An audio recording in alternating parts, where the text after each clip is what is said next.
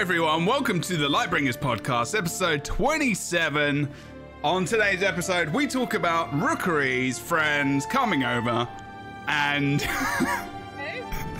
Sure, let's do it. Yeah, I'm ready for this. And how Boots loves an ice cream sandwich on a Friday afternoon, and Kroof is also here.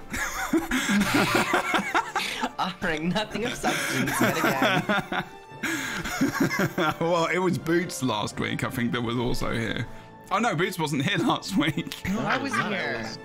Boots wasn't even here last trying week. to get to a wedding. But Yeah, flights that's getting true. canceled because of hurricanes. Oh, crap, yeah, of course. But I got to a wedding finally on Saturday. Okay, good. Was it the right wedding? It was a different wedding entirely. I just figured, any wedding will do at this point. We get hacked. Boots the wedding crasher. Do you just go to weddings on the weekend? Is that just your vibe? Is that what you do? Yeah, of course. Yeah, wedding crashers. You've not seen that Like movie? Adam Sandler, where you can pay people to come to your wedding.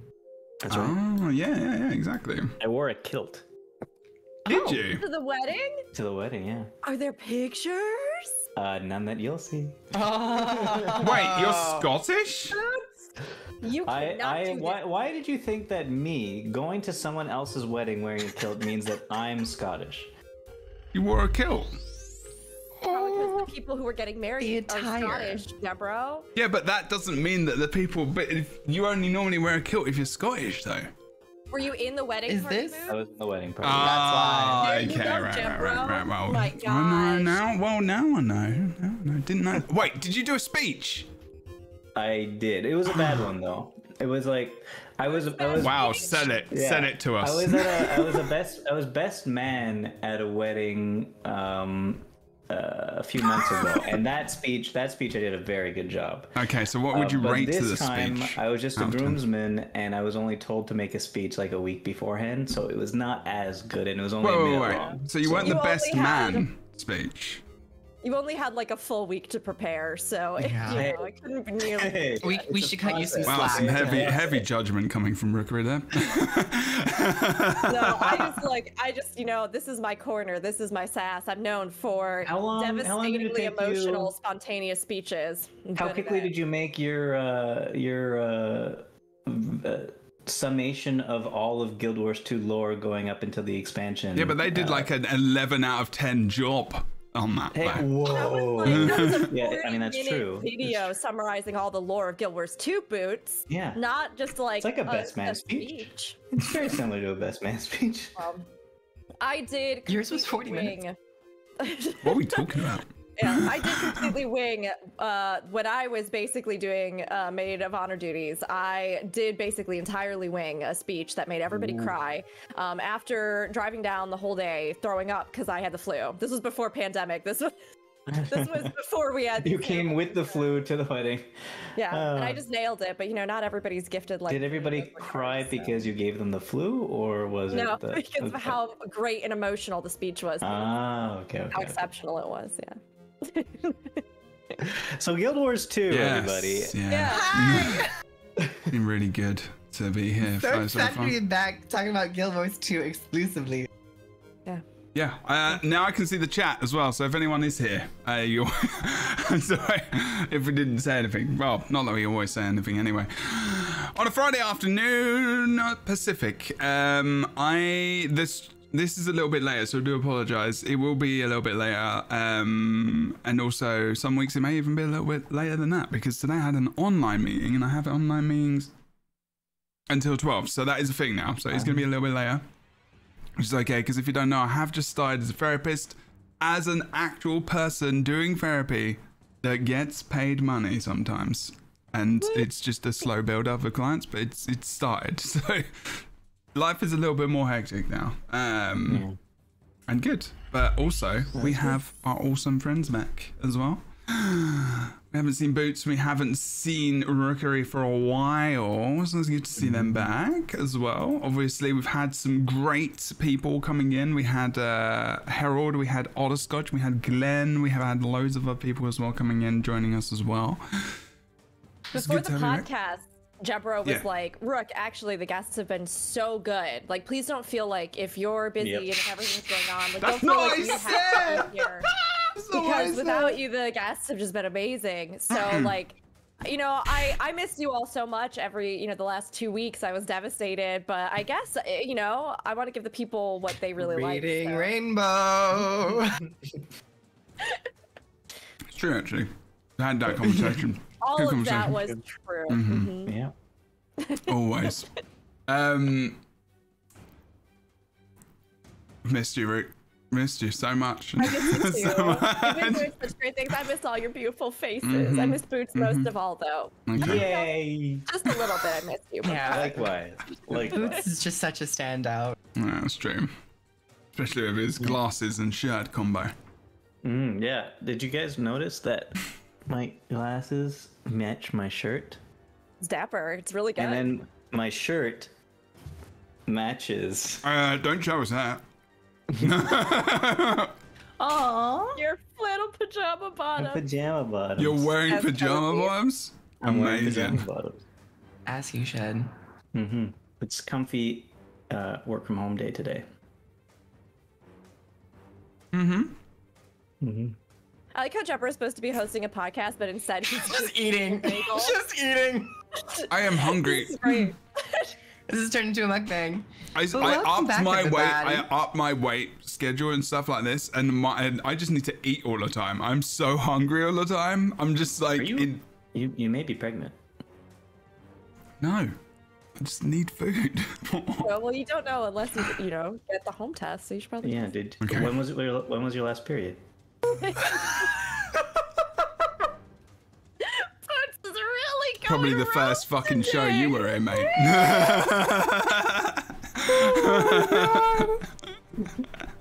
So, Guild Wars 2, everyone. We have a roadmap. Happy Friday, everybody. Are we excited about this roadmap?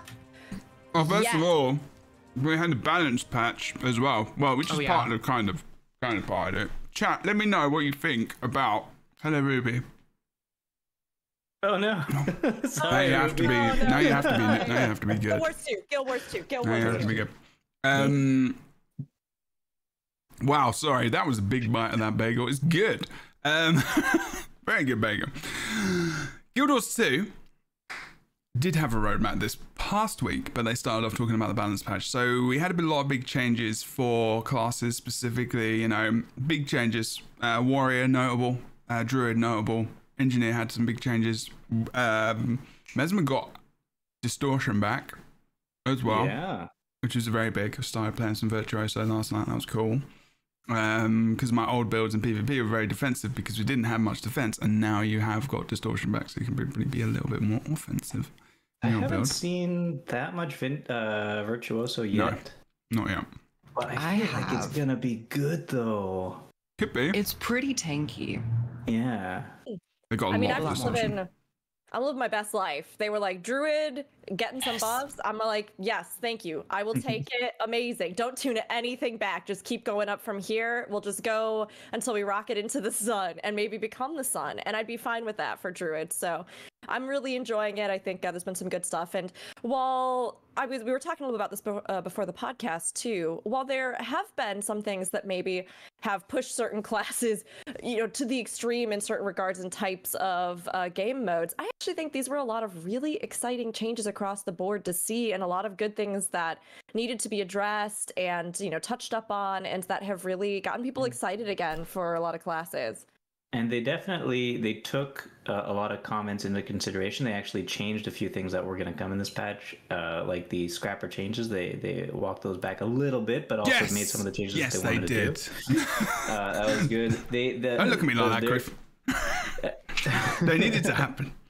My I think God. I think all the changes so far seem pretty dang good. I think Spectres are a little bit upset about the nerf to the Shroud, but that might get changed a little bit in the future. Also, Virtuosos are very happy about how broken it currently is, but they also just did a hotfix on that.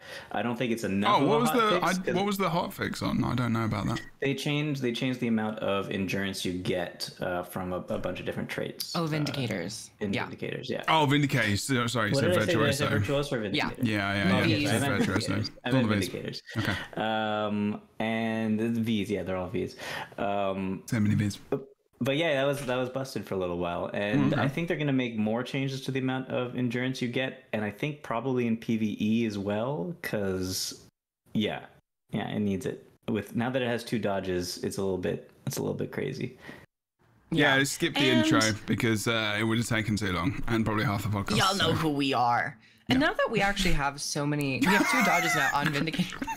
What? It's like, y'all know who we are. Anyway, points. You know who we are. I We're just like, don't care. Oh, I'm I don't sorry, care. but My that was- point is more important than all of the intros. It's okay. I just wanted to keep this momentum going. I'm Group's sorry. just become Go, like go, such go. a big entity now in Guild Wars 2 that they just they don't care anymore. For our They just intros don't. from now on, should we just like in a row? Jebril, you start. You go you, and then Kroof goes no, and then Rook goes who, and then I say we, and then all together we say R. No, that'll take longer No. than the normal intro. finish it like, all together with the Lightbringer. What is this band and then camp? Kroof dad. What is this? I don't know what's happening. Is this Camp Rock? Anyway, back to the Vindicator. A lot of the traits in Vindicator had something to do with gaining endurance because you only had 1 dodge. I really think they can go back and probably like totally rework those now that they actually have 2 dodges. So I'd like to maybe Okay. see some more interesting trait ideas with that rather than just like tuning numbers. But yeah, good balance patch. I love Druid. So fun. Okay, Yes. so that was good for the old Druid. Yeah, engineers changes. Personally, quite happy about the fact that they didn't do everything with Scrapper. Scrapper has still been nerfed though because they took the big quickness out, which was a big thing for PvP in MLB World, which is ultra fun. And the bubble is now just this stationary thing, which is the toolbelt skill from Bulwark Gyro. And there's a few bits and pieces. There's still people running it, but they're running Sergeant Hammer more, and it's like, yeah, it's like kind of okay. But the identity of core engineer has been altered slightly because they never used to have a lot of condition removal. It was just kind of an elixir, and maybe if you ran some protection stuff in inventions and you're a bit tankier with a shield, maybe. But now it's like tools. You can remove conditions with toolbelt skills, which is massive. Is that a Massive trait, change. or is that just baked in? I need to go back and double check. I think it's baked in into a minor. I can't actually remember. I'm pretty sure it is. Because it's like, and there's so much that synergizes with it as well, because you can go alchemy and you can go and you get for change it to boons. you can get vigor and you can change it to boons, and you can go for that, and you can also get vigor and you can get speed in tools, and you can get tons of vigor, tons of recharge on toolbelt skills already because it's just baked in. And also there's a new trait where if you don't have that much energy, you can get more damage. So it's actually in tools has kind of gone this weird, it's a really endurance based line now as well in tool line. So it's actually a really interesting way of I don't know, bringing some freshness to that core trait line. I wish they would do something to some other traits that are just kind of dead in other areas of engineer and also utilities, but that's another hopeful I thing for the see a future. great question in chat, which is there Sure. were some huge changes that have a huge effect, particularly in World versus World. Do you think it will change the meta? And I know, Kroof, you were talking a little bit about World versus World right before, and some of the things that you'd seen there, and maybe I'm misremembering. Was that Boone? We were talking. This is more so PvP, but it might actually affect World versus World as well because it particularly will with do. Druid, the Glyph of Stars elite, that's the cooldown was reduced in all game modes, and it is a very strong glyph. So that might, any balance patch will shift the meta a little bit, but this one was pretty juicy for Druid and Warrior, Engineer. Got some good changes as well. So we'll probably see, I imagine Druids will find a bit more comfort in World versus World. The That's thing- good. I do. Sorry, go on. Oh, I was just gonna say I do love playing Druid. And it's one of those things where sometimes those classes that are almost more specifically supportive, they don't always have exactly the same role. I mean, of course not, because we have such different modes across the game. But to me, I've always loved the idea of bringing in some of those classes, even to other game modes like World versus World and things like that, where I might use them in raids and have a great comfort with them, but they don't always totally fit in with that or really have a place with it. So I'll be curious to see how that shakes out myself, honestly. Yeah, and I think they intended to spread out the stability love a little bit, the different classes that could give a good amount of stability, so it's not just relying on the Firebrand all the time. So I think, yeah, maybe Mesmers will have more of a role because of that mantra, and it'll be interesting to see. The thing about... Sorry, go on. They mentioned the Vindicator, though. They mentioned the Vindicator, and yeah, the heal Vindicator is very strong World versus World right now. I think you will see a lot more of that right now, until it's nerfed, and then it might still be useful after it's nerfed, but not as insanely useful as it is right now. Would you want to explain what that is? Why it's, because people may not know. So there's a trait that there's a lot of different traits that give Vindicator the ability to get endurance back. Okay. And when you have endurance, you can dodge. And when you dodge as a Vindicator, I got ads on your site. I did too. And then when you dodge as a Vindicator, you do things. As a heal Vindicator, you give boons and you extend boons, heal a little bit, give some barrier or something like that. There's a trait that says whenever you hit, for each target you hit, you gain endurance back. So in the World vs. World, where there's lots of targets to hit, you gain a lot of endurance back. So you could basically dodge all the time and not get hit because you're dodging 95% of the time. But I think that's going to get hit in a balance patch. Okay, well, that's good. Yeah, that's broken. Yeah, that's interesting. That could be kind of fun to use, I guess, in the interim.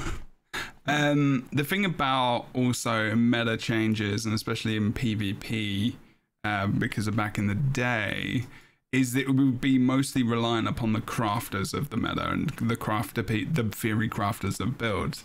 And then you'd think about how many people are around doing that. And PvP, buildcraft is not what it used to be at all.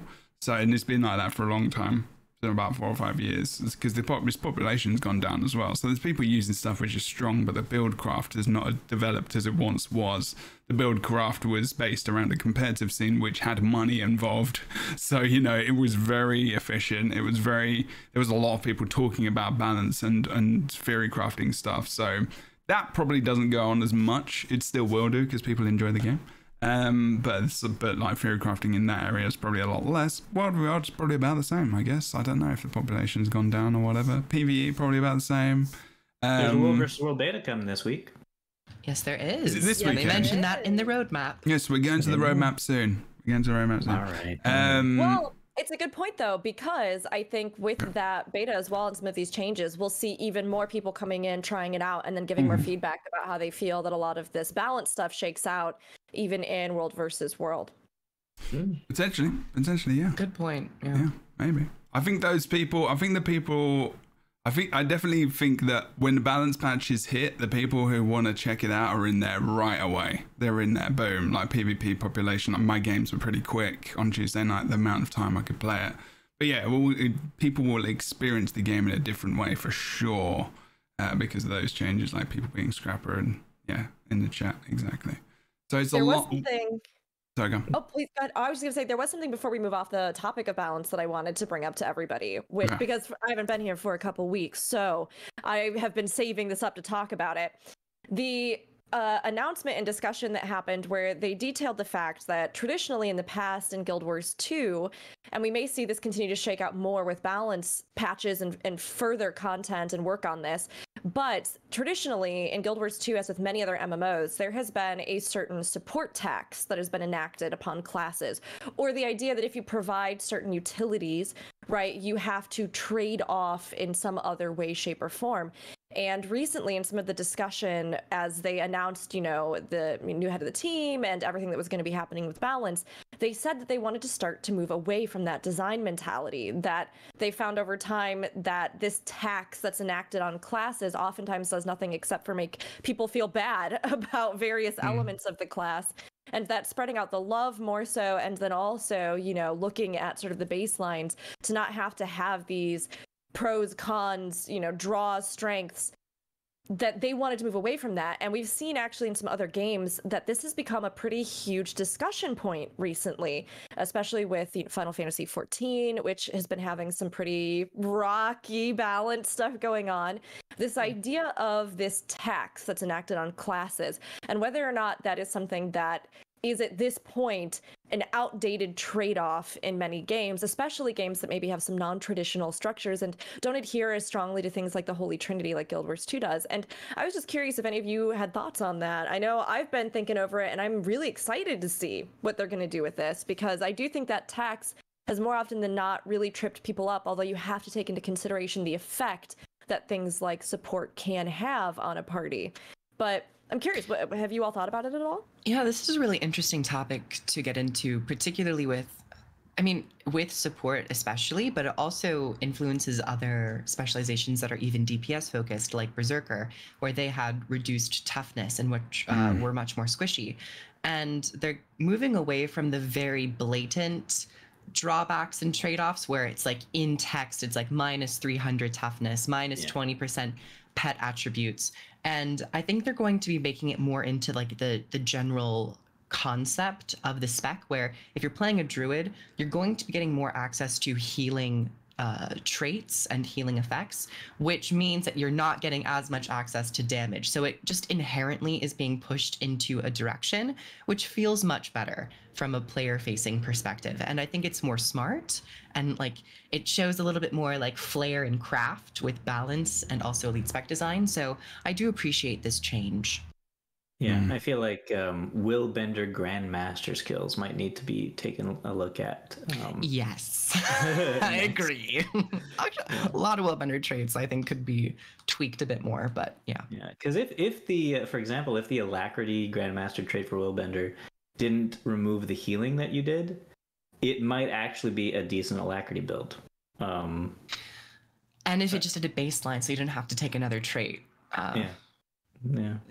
Well, no. I like the trait. I like the being able to take a trait. I think they like giving you a choice. It's interesting design, but you have to take another trait to actually share it out, which just is like another layer of like of a gate that other classes don't have. But yeah, I appreciate the concept of it. But yeah, okay, all right, okay. Trade-offs. I think the way you word it is often something, to do with the psychology of players and how people take that in. Because if you say trade-off or tax, you inevitably think that's a bad thing. So you're going to affiliate that word with negativity and negative experience. So I think that first of all, that needs the way they explain this to people is probably something they need to change. Like just generally in the industry. I get that. I get why it was implemented. I think we probably all do. Like if something can do so much damage and then all of a sudden they can dodge twice now and they couldn't dodge, they could only dodge once before, what are the implications of that? Is the build based around a dodge? Is the dodge doing a lot more damage? Are they just going to be more, spiky in terms of their burst damage, in PvP and, competitive modes and stuff? So there's definitely that concern. I think, we were talking about trait lines and, having more specific roles as well for classes, maybe trait lines as well in recent weeks, and that's been a good conversation. So that's been something that I kind of would like to see a little bit more. Like, so with Druid, for example, there are now more options to heal. You don't just have to take spirits, you could take glyphs. You could actually do that legitimately. If you wanted to, in PvP specifically, not like just in PvE, because probably you just won't go off spirits because, reasons. But like if you wanted to, you could go with protection, go with glyph build. It could be interesting. Starts like a bit of a change as well, which is very interesting and quite powerful, which we think is a good thing. And there are many different things like engineer now can remove conditions. They couldn't do that before, and they were taxed in core engine was effectively taxed. That was their weakness.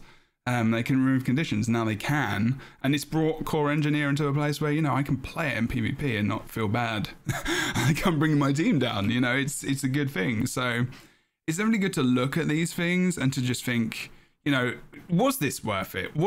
Is it just? Why don't we just make it fun? The basic. Let's just give it the things. And maybe we can shave the numbers off of all of the things. Very good. Jebro's balance updates, January 22nd. Let's shave off the things, shave them all, because I'm used to it, and that's how I deal. I think, but I know the reason. Like, we know the reason why they gave trade-offs to begin with was because people were concerned that that getting an expansion basically meant power creep for everybody because the elite specs were better than all the core specs. That's why I have to do it across everything. If they're going to do it, I have to do it across everything. And they've really started to look at the core classes and buff those more in different areas, which is why it's yeah, but if you're buffing the core specs, you're also buffing the elite specs too. I guess it really depends on the builds they're focusing on. So if you remember in the balance patch, they didn't often talk about trait lines. They actually talked about some builds as well. So they were talking about Holosmith, but they were talking about grenades, right?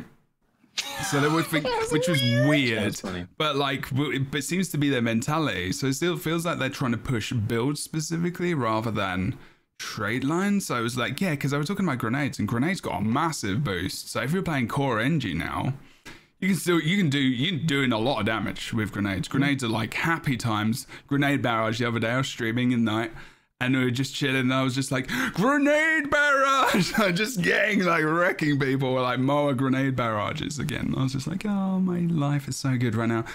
And yeah, I don't know. It's I like that idea, but I think sometimes they need to be a little bit more like thinking about the entire game, because I think they were very competitive with that patch, which is okay.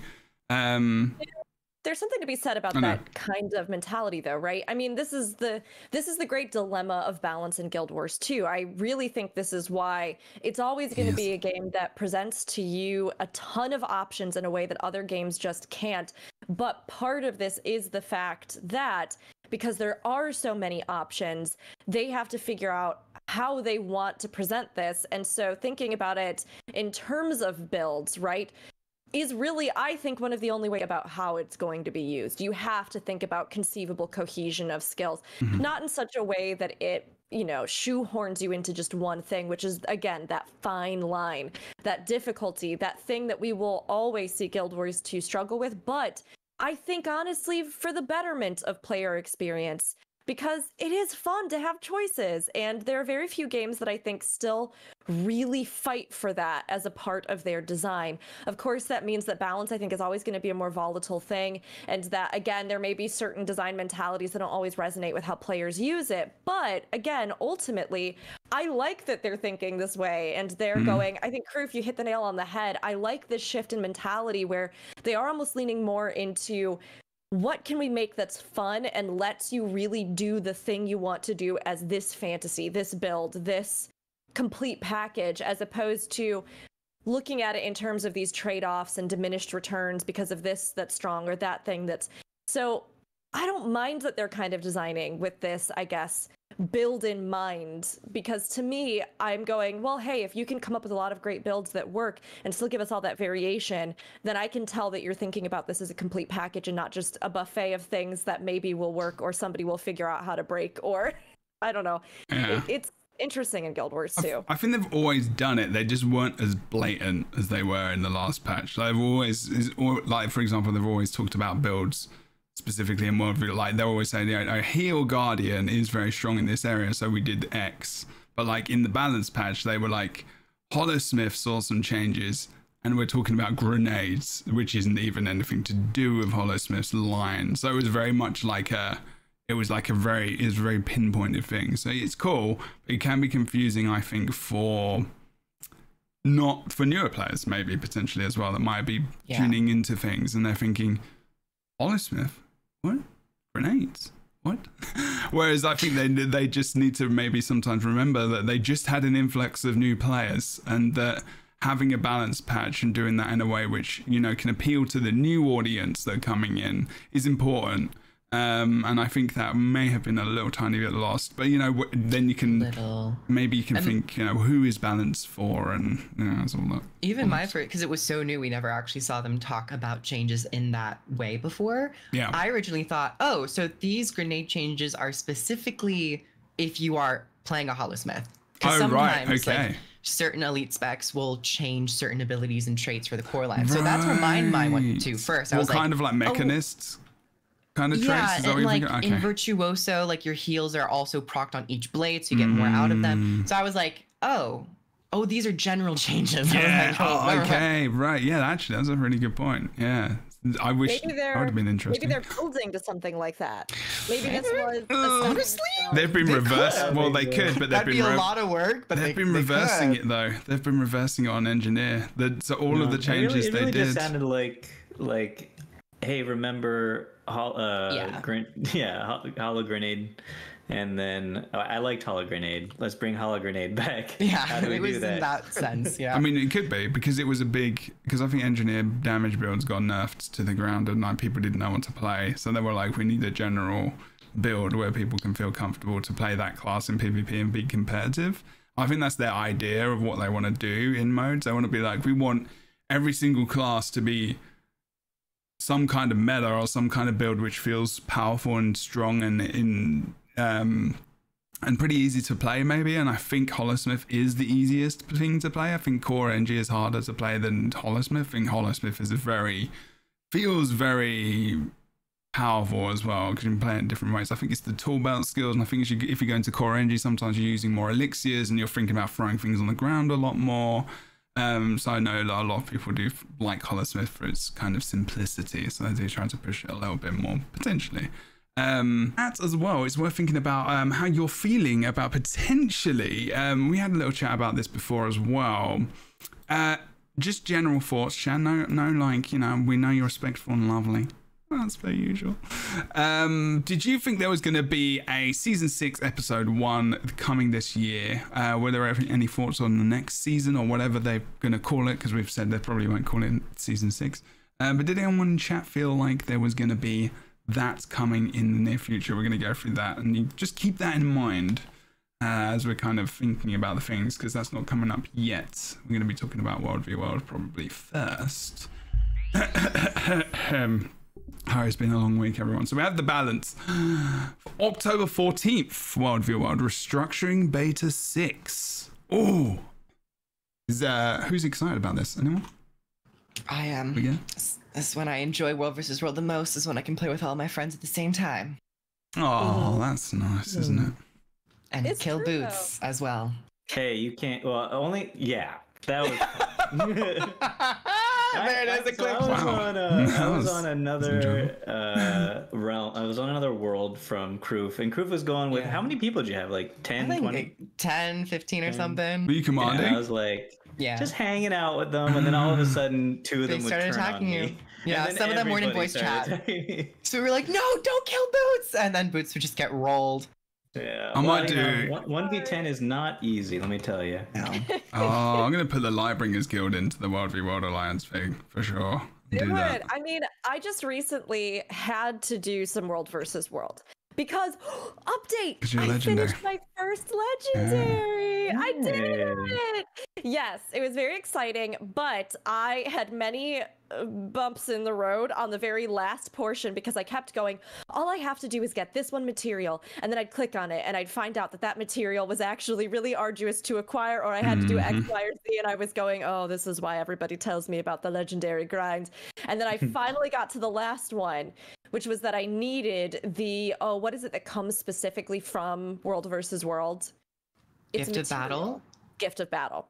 And there's no other way to get it except for World versus World. And I was sitting over here looking, like staring World versus World down, going, well, buddy, it's been a long time I've avoided you, and now I guess there's no option. I must become a master. So Angie, aka Kanakemi, and Must become a master now. I must become a master because I need all the Oreen Yeah, weapons. yeah. And there's nothing that was going to make me get into World versus World except for my beautiful girl Oreen. So That's I was fair. like, fine, we're going to do this. So Katakemi and Paul Scott Canavan, who are two ArenaNet creative partners, and Paul's done work with the game, they came in to help me. But what was so funny was that it dawned on me just how revolutionary I think this beta, and or when it's fully implemented, this alliances version is going to be. because I had so much fun. They couldn't even run around with me. They were just on comms watching the feed of what was happening. Yeah. But I had so much fun with them, and the game mode really came to life for me in a different way.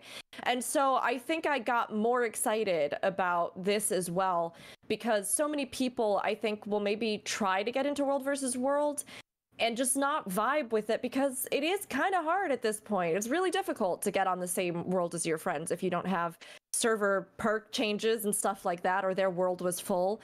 So to me, you know, immediately that game mode was cast in a completely different light. The Legendary brought me to it, but to get to run around and play it with them and have them, you know, give me tips and tricks and talk about stuff, it was so much more fun. So I think I am even more excited about this next iteration and seeing it be fully implemented into the game, because think about how amazing that's going to be if you're curious about this game mode and your friends just say, cool, come join us, let's do this, and you just go in and you learn and you have fun and you get invested. I think we are going to see it really affect World versus World. Yeah, I think so too. Is it so? So the thing that I missed is what you said. Basically, it was the camaraderie of server pride. Server pride was something that we talked about a lot in the first season of World v World, which happened back in 2000. I think it's the end of 2012, beginning of 2013, where they had like rewards for. They would give you different Doliac statues in your world instance, and you could get different rewards and skins and stuff, which was very cool. And then they implemented server changes, pardon me, server swaps that you could do for gems and whatnot, and everyone moved. So everyone lost their identity, which was kind of what the Alliance was, I guess, in a way, because everyone already knew where they were going. So in the EU, it was very much language-based. So, you know, it'd have to the German servers. We all knew the German servers were, the French servers, and then the Dutch servers was combined with some other language or other country, you know, and there were different alliances. It was interesting. And then there were just mixed servers as well. So like, there's that kind of thing's going to start coming back, which I think will push me more back into World v World as I get into comms and server stuff. identity, yeah. Yeah, because that server identity, well, and it will be Alliance identity now as well. But I think there was something that happened where, you know, everyone kind of just combined onto one world, and it was just like this world would just dominate. Whereas that can't happen now, which is good. Yeah, was that Blackgate last time? Is that an American server? Yeah. Sounds like that would be true. It sounds like it was Blackgate was always the one who was doing the most. That was America. In England, in Europe, I can't remember who it was now. It began with a D. I can't remember. But anyway, it was just a server, and it was just like, I think it was one of the German servers actually. But yeah, so that I'm really happy, because I loved World v World was the reason why I started playing Guild Wars 2, because I played Warhammer Online, all the RVR games. That was what I loved. So I loved commanding. That's how we learned how to use boons properly, blast fields, everything. That's where I learned how to use all that, because we used to run around in just the little core areas, you know, in your little training camp area, where there's off to the side, there's a bridge and there's a waypoint, and you can just go past the stream, and we'd run around there doing drills. It was like proper keen. Like we were in one of the first like GVGs ever that happened in Windmill on EU. We're like one of the first guilds in that, and we were proper keen about it. We loved it. Like, and it got us really practicing a lot together. Like a solid group, like 15 people, once or twice a week, would always be on comms doing that kind of thing. I loved that. And I think this is going to bring it back. I hope it's the content it needs. Part of me still doesn't believe that is the case, unfortunately. It does need more. It needs more done to it, World v World. It's one thing to have everyone playing together. It's another thing to have the mechanics there and everything else in the map. If that's enough, then cool. I'm really glad for everyone. But there's something that feels like there's really missing from World v World that's not just about playing with your friends. And it almost feels like it just needs a new coat of paint, even if it's just model upgrades. Even if it's just, you know, thinking about more of the siege and actually what World v World should maybe be about, rather than just blob versus blob. But then you can think, you know, it's kind of what armies do. They kind of just come together in an area of a place and they kind of fight, and then that's it. And then they go and get the castles and stuff, you know. So I think I trying to identify what they want that mode to encompass outside of just blob versus blob would be something I would hopefully like to see a little bit more done with. But maybe I'm just wrong. Maybe there's more people in World v World that actually play it all the time that are just fine with that and they're happy with that. So I'd love to have a World v World specific podcast, I think, with those people. To think about, what they really enjoy about the mode specifically, just people that just play World v World, because there are people that do that. Oh yeah. I mean, for a long Probably time, more I've people. been, I think for the last, I don't know, 4 months or something, maybe longer, I probably spent 50% or more of my Well, time just there you roaming go. over So the what world. is it you desire from? Proof is like making faces right now. What are you making Well, faces I'm about? very different in World vs. World than the general World vs. World because I only roam, right? I roam. Proof, what are you doing? I think I just finally looked into Boots' closet and I was like, do you have cans of beans in your closet? And then I was like, Cans of- they it's- wouldn't it's be very beans. nice. It's very They wouldn't nice, be beans, guys. crew. They'd probably be like paint or like, I don't know, I thought just my brain. Candles? Are they? They do look like beans. They No, look they're like little, I know. they're like little decorative jars. Okay, that was just Is a that neat thing. because the door is open, or is that because it's always open? It's not always open. I didn't realize this would be a thing. Sorry, because my If I had known No one can see that on stream. my little decorative I'm sorry. jars that we keep in the closet because we don't want to leave them out because my wife doesn't find them very attractive. She doesn't like your decorative bottles. Oh, Boots, I'm so sorry. Now you can keep this Oh, secret man. that everybody thought they were beans jars, because if you tell your wife, she's going to be like, I told you they're I'm not. gonna bring one closer so you Okay, can let me see, feature okay? them. They're up there in the Yeah, right, yeah, top yeah. right hand Sorry, I corner. just like my Amazing. brain was like, why are there beans? And I was like, of course they wouldn't be beans. I think it's because they're so far away that like they're unintelligible. You can't see them. What But is those are that? actually very nice. I actually like those. I do In like fo- those. In focus, they're not bean jars. They Okay. have they have a little bit of like a boho vibe, like if you were Sure. doing like a. Well, they look Yeah. kind of African. Buy one, hit one free. Boho. Yeah. Cute. No, as They in, are like cute. the interior design. Yeah. Chic, boho chic. Boho Good lord. boho. You've got a beard and you look kind of like sorry. a hipster. I thought you'd know that word. And I'm wearing flannel. Yeah, Boots, come on, you gotta step up that game. I sincerely apologize for derailing this. I don't know. No. This was far more important Come than anything on, we could say about Croof. Guild Wars 2. Let's get real, Croof. When has that ever happened? Apparently just 2 minutes ago. I mean, it always happens. That's the point. it definitely always. It's normally Boots actually that derails. That was a very good Boots diversion there. Well done, it was Griff. good. You learned well. I don't know if you're becoming- demoted or promoted. I will have to decide. Definitely. Maybe we can promoted. get a chat vote on that one later. World What were we versus talking about? World vs. World. Yeah, Thank you. Beta Thank Alliance. Thank you very much. The Alliance stuff. Yeah. So like Boots. I mean, we're not going to talk about this too long. But is there anything in World v World that as someone who plays it in your very specific and very unique way? It's not that unique. Look, okay. In your way, roaming like- and roaming the world is a thing. So you're either in a large group following a commander, or you're in a small group doing other things. And oh my goodness. It's a small puma. Jesus. Actual poo. Puma. You say Q, Why would you like want pew an- pew. Yeah, it is pew. I'm so sorry. I've completely derailed Pew. everything again. Pew Please pew continue pew. World versus World. I like that even more, Croof. Okay, because you said pew like that. Puma, like a shooting cat. Or like pew, like Oh, okay. Yeah, It's like a- that's true. anyways. You did that. That wasn't me. That wasn't me. That was kind of me. Actually, that was Rook. Rook and Croof, 1-1. Me and Just Boots ignore roll. it. Me and Boots is Boots. just trying to express how his unique playstyle is not unique. Me and Boots are like the most least derailing people in this podcast right now. Correct. That is absolutely incorrect. I don't know. I've It's never fairly accurate derailed based on the last anything. half an hour. We love you, so of course you would never Boots, derail tell us your anything. point that you were going to make. Okay, so it's just I guess responding to your earlier point of you'd like the game mode to be more than just blobbing around, and I think it is. It definitely is. There's a lot of different ways you could play it. Like I said, you could either be in a big group doing the big things, or you could be in a smaller group doing smaller things. Either scouting, taking. That's a very. You said it wasn't that unique. I think that's a very boots things.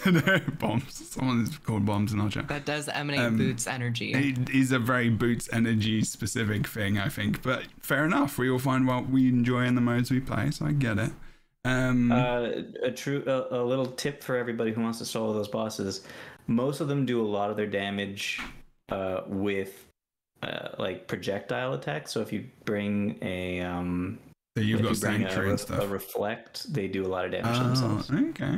Oh, that's very cool. I mean, there are definitely things you can do with those smaller units. I do agree with Jeb in the sense that I think especially as you come into the game mode, you have no idea about any of that. Yeah. You might try to go capture something by yourself and it just seems like there's absolutely no way, and then you kind of just fall in with the blob.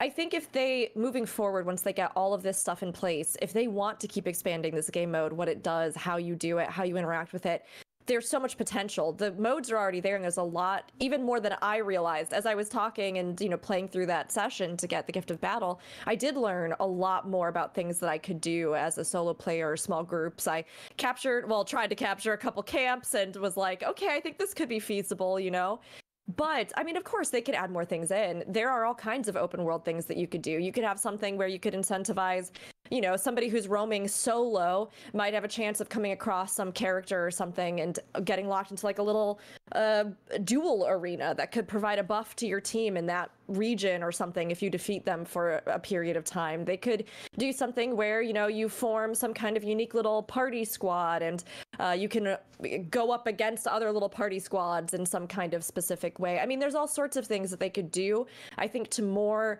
codify interactions that would be for like a single roamer or a small group or things of that sort of accord, or where you could go into a specific keep only if you had a group of 4 people or something, and the 4 of you would go in and do something there. But that's all stuff that they could do in the future. Just getting the foundational work to get more people in the door, to get more people playing freely, grouping up, having fun. World vs. World already has so much to offer. And I've been surprised to even learn more about it because I didn't know much, honestly, but it's there and there's a lot of fun stuff you can do. Mm-hmm. Okay. Yeah, but you're right, though. I do. The server identity is one thing. If we could get, when Alliances finally drops, and if it gets taken up by people in a meaningful way, if people start making real alliances that really feel like my team versus your team, I really would love to see seasons come back. World versus World season. Yes, the reward system. Yeah. And knowing when a match is obviously over. the rewards and all of that would have to get updated for that. But yeah, that was so much fun. Honestly, like season 1, season 2, I think it was an Emery Bay season 1, maybe Henjid and Ravi season 2, and it was intense.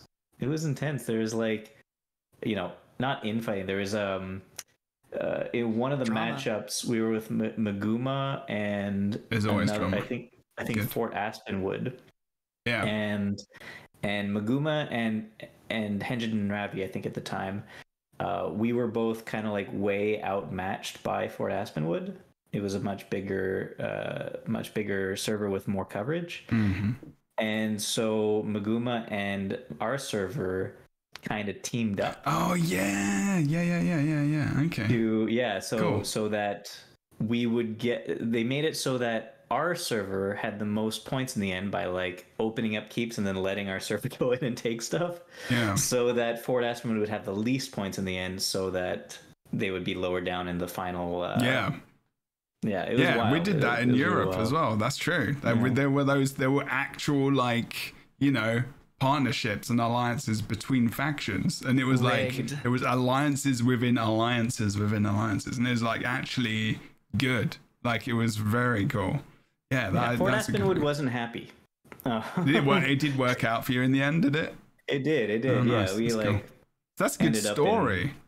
Yeah. So that's the thing, and that's the thing that we used to do in competitive PvP, like commentating stuff. You'd make up stories, and that's why people would tune in a lot of the time, because you'd have these stories about people, whether or not you liked them or not. Like, it was always a, you know, a thing, the drama of it, the, you know, who would win in the end? Like, would, you know, the comeback kids or the kind of underdogs or the team that's always just thrashing everyone else, and you'd make up these little stories about little player, like some of the players and individuals and teams as a whole.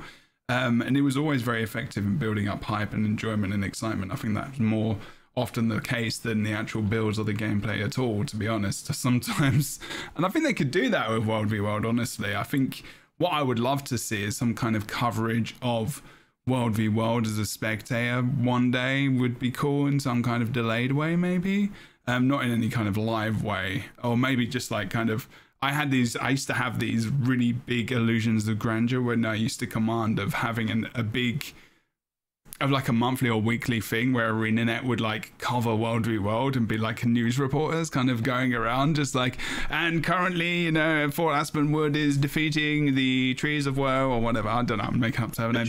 And like, that's a good server name. And like, you know, just talking about that and discussing and spectating different blobs kind of fighting each other, or spectating siege fights, like, and being, because that's something they do in oh, what's that PvP game that's coming out? Camelot. Ages Camelot? Someone in chat's going to get it because they're World v World players, probably know. Not Dark Age of Camelot. No, sorry, there's a new one coming out from those guys. I can't remember what it's called. Anyway, but they spectate and like commentate the big siege fights and stuff. And it's cool to watch. And I would love some stuff like that to come in. I don't know. Partners or something, because I feel like that could be abused. Although in like a real competitive matchup, you're gonna have like scouts being able to tell you where everybody is anyway. So I don't know if it's that big of a deal. But delays and stuff. I mean, you would hope so. I mean, there's definitely things that could be inserted into World v World, I feel, that would make it a little bit more appealing. I kind of like what Rook was alluding to, I think, in trying to appeal to not just big group play, but like what smaller groups can do. And we know inside the community there's names for these things, like Havoc squads, or there's these other really kind of clicky names for these things which are built within communities in the game that aren't really known to anyone that's new that plays the game. And Glenn is a good example of someone who's been very a little bit into that, because I think I like what Rook was saying about the legendary pushing, and that's what they used to do, wasn't it? It's like PvP. You can get this PvP back piece because it was one of the only ones you could get, along with the one from Fractals, and it was like a big push for a lot of people. Still, people want to get that just want to play, that are just mostly play PvP. There's still a lot of people that really like it. So they're good, but I don't think they should be the only reason you go into those modes, because I think it can be a bit of it gives you bad memories of that place, I think, honestly, because it's just like, I had to go in there and I had to play like each season to do this thing. It's so annoying, and then just puts this like bad taste in your mouth, you know. Selling the modes and on the positive experiences and forming new ways of trying to engage people in a different way, I think is very important. They could really do with World v World a lot more, I think. Hopefully. Yeah, once they're done, or once they're ready with the coding and the actual the alliance, the way it works, and once it's working, they said they're going to start working on changing the reward structure. But they didn't say that they're going to add new rewards necessarily. Hopefully they are. I think they may be. Yeah. But they definitely were concentrating on making it so that you get rewards in a more active role in World vs. World rather than just waiting out the timer. So we'll see. I hope that it'll be more interesting worlds as well. They're giving reward this time for entering the beta and getting an achievement, it says on the thing. Yeah, so that was interesting. I wasn't sure if that's something that happened before and I missed it. They're saying this is the first time, as far as I know, based on something specific to that. Yeah, that was a good point to note. So with this release that's coming up, there is going to be this special reward for engaging with it. War Machine weapon skins for completing an achievement tied to beta completion. Participation, will also be bringing back the Call of the War special event and increased World v World rewards, including double World v World experience, increased World v World reward tracks, progress, and bonus to Magic Farm Run in World v World. So they're making it more So, and that's the first time, is it, Rick? Because I didn't know that, so that's cool. So that I was looking in that, and immediately there was a hook there. I just wish it wasn't always the skin or always that. I really want the reward to be the game mode sometimes, but I know you need something maybe to just get people in, and they need people to test it to beta, right? I think that's one of the best ways you can test a beta, give people a skin, a certain amount of time. So that's good. So that is good. You've got till October the 13th to register your guild selection as well, and that's 11:59 p.m. Pacific. October 13th. So October 14th, that will be 7 a.m. GMT ish. Not BST, sorry, because we'll be on probably. Actually, I don't know when the clocks go back, but it'll be 7 a.m. GMT anyway. Yeah, so just make sure you're in key with that. If you have already in key, I don't know if that isn't even a term. If you're listening to this afterwards, is it? Kroof, you're cool. Tell me. Did you say in key? In key, I know in key is just like a musical. It's like a musical term. Musical term, yeah. You can key into something. Yeah, that's true. Yeah, so that's actually not bad. It's not a horrible usage. Not the best usage. What were you using it for? Like, what was the sentence? Like in tune, kind of. Okay. Yeah. If you're keyed into World Keyed versus World into. Hub. Yeah, that's a better you way were of almost saying there. it. Just flip it. Just flip the words. It's okay. I'm a little bit dyslexic. Glenn, I also thought he was saying inky. I was like, Inky? oh, you guys make me ink. Anyway, have you never What? seen Nemo? Yeah, have you I never have. seen That was a Nemo? long time ago, Okay, Kroof. Good. Good. Emo? Nemo. Nemo. But now I want like a bootleg version of Nemo that's just emo. I'm like, oh, you don't get it, Dad. Man. I really want to go to Disney World and go to that thing they've got with the turtle from Finding Nemo, and they just speak and react to the actual audience. Have you seen that? Yeah. Looks so good. I'd be a menace. Oh, they kicked me out. It looks so funny. They're the only reels that I like watching. Literally, I'm just like, I want to find the turtle one. Sorry, that guy's just kids ask the most random questions. They're funny. Anyway, sorry about that random derailment. It's because Rook left. I'm blaming Rook. And everything fell apart. Is it always my fault? Today it's yours and Krew's fault, so that's where we are. We shall share the burden. So yeah, World v World, get into that. So that's one part of the roadmap. Actually, that isn't actually on the roadmap.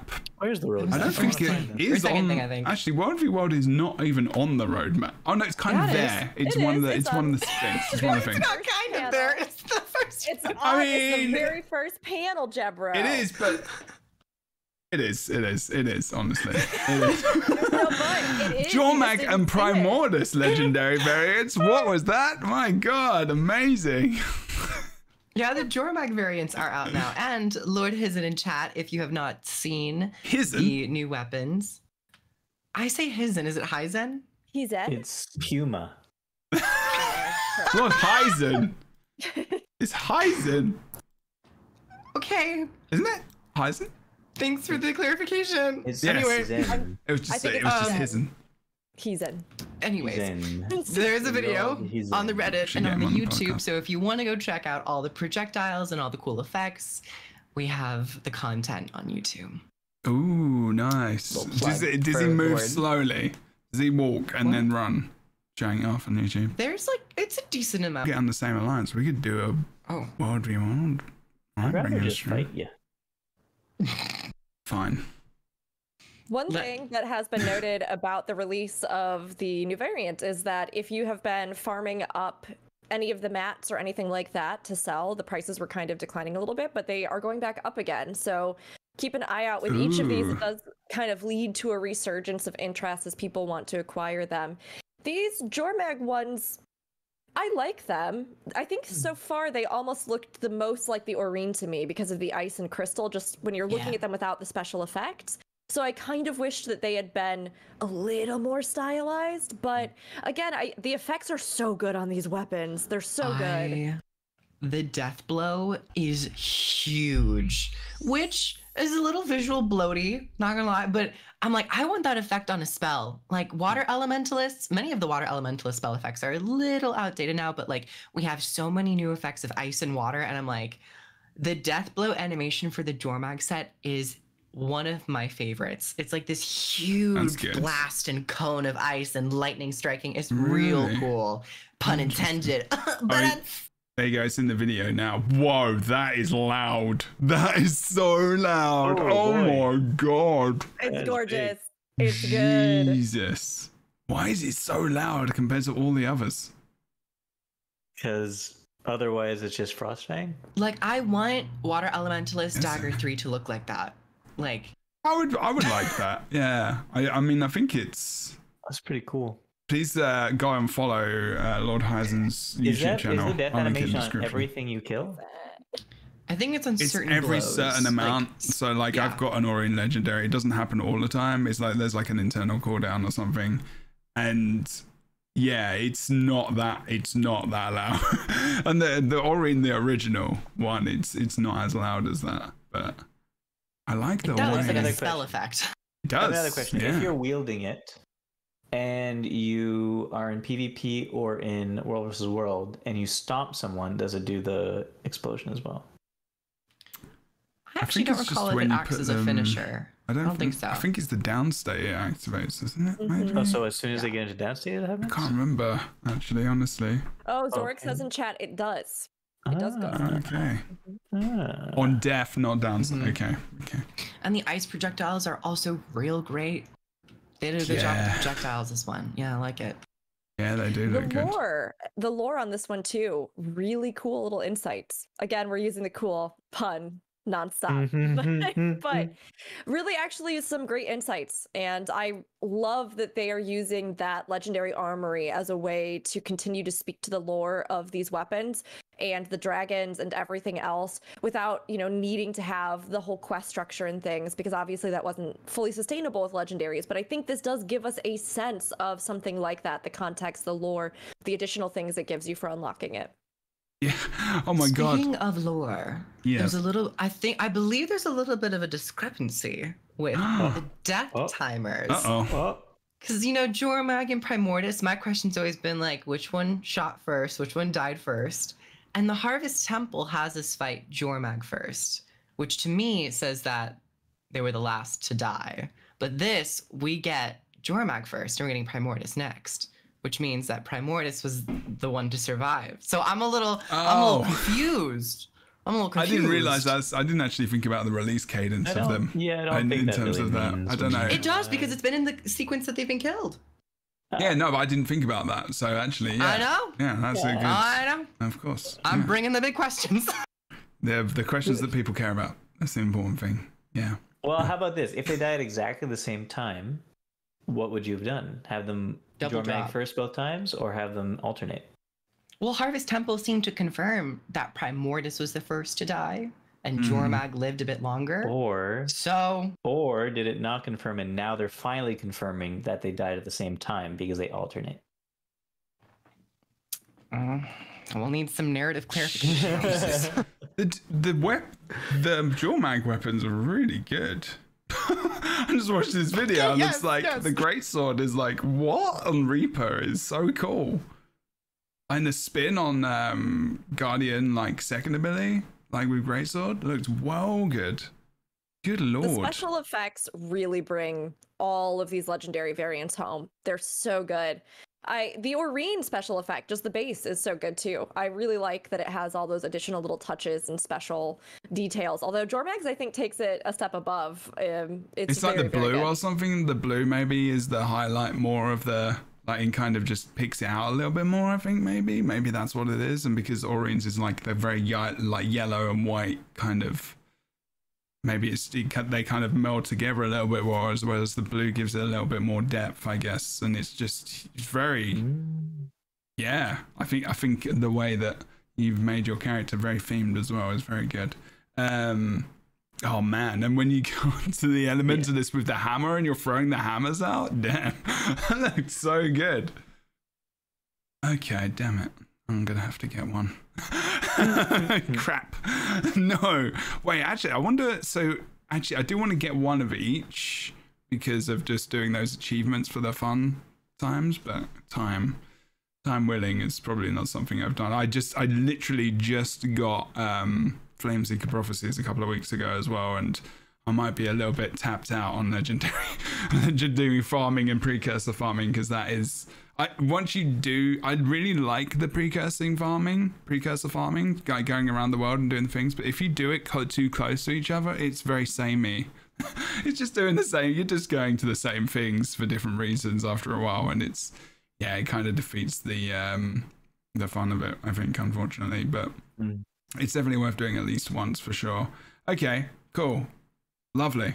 Yeah, no, it's really, really good. I like the footfalls as well. Footfalls, I think, on a lot of the core 1 legendaries need a little bit of an update. That would be something I'd like to see in comparison to this, because these are loud, pretty big. Okie dokie. Let's move over to the next thing. Thank you as well. Please go and follow Lord Horizon on YouTube. Oh, that's where my escape key came from. I've had an escape key on my my table for like 3 days, and I was like, where did this come from? It's from my second keyboard over here. I've only got 2.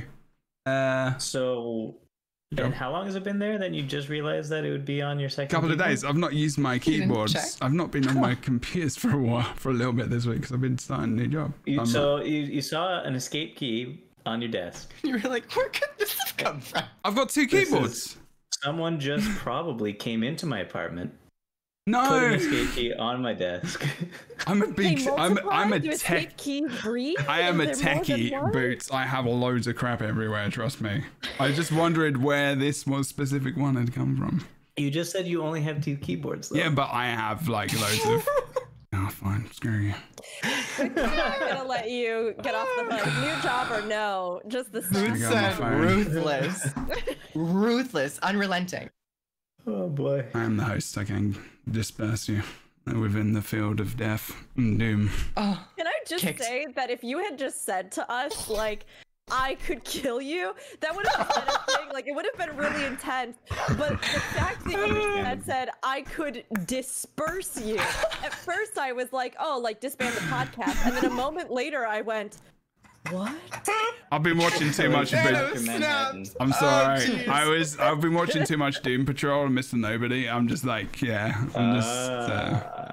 Yeah. How many seasons is that at? Did the new season come out? There's 3 seasons. Speaking of season 1, episode 5. No, we skipped something. We're still going for it. Boots, supposed if to you do? do you like the Doom Patrol, Boots? Do you like Oh it? my god, what did we skip, It's Brooke? What did we so skip? good. Go and watch It's DZ fun. stuff. It's brilliant. It is very fun. It is very fun. While we're at it with this little sidetrack, can we talk more about Boots' bean cans in the back? Can we do Yeah. I think we've been there, haven't we? Good one. Been there. Been Done there. Oh, okay. You're so smart. that. You're So good. so smart. Extra life. Speaking of smart. Yeah, I forgot. Speaking of smart. My gosh, it's the next Extra one. life. Oh, Extra Life. We're talking about that now. I don't have the web page up, so that's my excuse. Wow, rookie mistake. You've only been on this how many times? Yeah, I know. I'm dropping the ball. Jebra only has how many keyboards? I have 2 all currently. know I better. have 3. I have 1 in there, and I've got a laptop. So 4. Yeah, we did the profession balance update. We did the legendary variant. Extra Life is an amazing cause which we get involved with mostly every year here on this channel specifically. I know obviously Rook is doing that stuff as well, doing awesome work as well. This will be my first year. There we go. Krufi's going to be getting involved as I'm gonna well. be joining. Yeah. Good stuff. And so you must go to all of these channels, and also mostly on which day was it? Good lord, I just sucked a lot. November the 4th. It is for Extra Life. It's for Children's Miracle Network, and you can support a hospital local to you as well. But this is going to be mostly for Seattle specifically, Seattle Children's Hospital, which is actually very, very awesome. So please make sure you go and check out. They've also, like, they have incentives. Like sometimes they release information about the game, which is very real. Like last year, A they couple of years released. ago, we got an achievement with the title, the blue title. We Extra did. Life. Yeah. Yeah, They if you bought usually- the thingamajig, the pack off the. And they do usually have a little package that you can buy in game, and the proceeds donate Yes. back to it as well. And then Indeed. they raise money, and they do the big marathon stream, and all sorts of stuff happens. Jebra usually shaves people's heads at the studio. I I've forget to be eaten there now. terrible, nasty, horrible things when I've been there in the past. Last year, they had us play with devs. And it's Oh, always yeah, a that's really, cool. really great time with a lot of heart. The devs give their own time freely to this. They come in and they do this because they really care about it. And actually, you know, in the past years when I know like Jeb and I have been in the studio or things, we've heard them even share their own stories about how some of their own children were affected and helped by this, you know, network of hospitals that helps, you know, sick or, you know, children that need medical help, essentially, where they help cover the costs and make sure that you can focus on getting your children well, not on worrying about whether or not doing that will make you bankrupt. So it's really phenomenal. It's a big deal. It's a really great organization. I've worked with kids from that are at Seattle Children's Hospital because I worked in community mental health. So they would go to Seattle Children's for treatment, and they would go to the company I was working for. I'm not going to tell you the name for therapy because they worked in the community. So it was like hand in hand. So they would be like cancer patients, people with depression, kids, little kids, and so it's for everything. It's not just for like, you know, really. It really just helps like deliver services and pay for the right services and equipment that people need to provide services, because in all honesty, American healthcare is fucking horrible and they really need the support of that because it's just not really supported any other way other than insurance. I mean, the healthcare itself isn't terrible, but the insurance system. Yeah, the systems for kids and for people that can't afford it. The access. You know, exactly, yeah. And having gone from one system to the other, it is, you know, it is devastating because, you know, I've been in these situations myself. So if you can imagine having kids and being in that situation, not being able to provide healthcare. So this is what these hospitals do. So it's very important. So we would appreciate, obviously, if this is passed now, go and donate money to charity anyway. Just do it. It would be good. But it's just a good fun event. Like, you know, Rook said, I've been past to shave heads. I don't think I'm going to do that. I think we've done that one. I'd like to do it again, but we need to get someone with sufficient hair. I feel like the balance team would be down for it. Like Roy and CMC, they seem like people who wouldn't mind getting their head shaved. Those are the people we've already done. Yeah, already done them. We kind of have been. I didn't do it a couple of years ago. Shave the eyebrows. Yeah, shave the eyebrows. I'll have to ask him. Maybe Rook could offer potential to shave Brooks. Should one of my goals be that I shave my eyebrows? Sure, absolutely. Yeah, you could do that, but only half of each. I couldn't. I wouldn't be allowed to do that. that would be kind of cool. I legitimately wouldn't be allowed to do that. You can do a little notch, you know. A notch for each 100. I'm gonna become like Charlie Puth. So I would maybe consider doing a little bit of an undercut kind of situation.